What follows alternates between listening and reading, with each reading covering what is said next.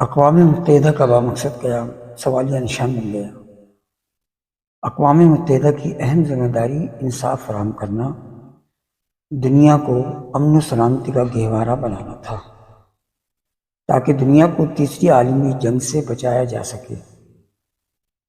1945 میں اس کے قیام کا بنیادی مقصد بھی یہی تھا۔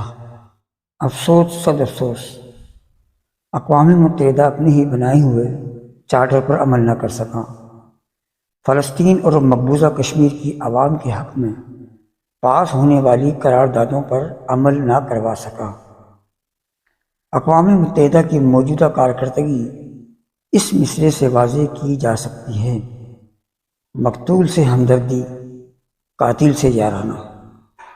اقوام متحدہ کا ادارہ طاقتوروں کے زیر سایہ اور مسلمان ممبران کی بے حسی کا مظہر ہے، جس کے سبب اقوام متحدہ کے چارٹر پہ عمل نہ ہونا انسانیت کی بقا و سلامتی کے لیے خطرہ ہے، جو لمحہ فکریہ ہے۔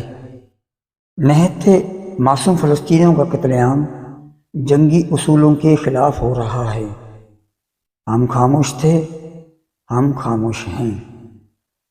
مسلمان حکمرانوں کو دعوت فکر دیتے ہوئے حکیم الامت ڈاکٹر محمد اقبال ارشاد فرماتے ہیں: سبق پھر پڑھ صداقت کا، عدالت کا، شجاعت کا، لیا جائے گا کام تجھ سے دنیا کی امامت کا۔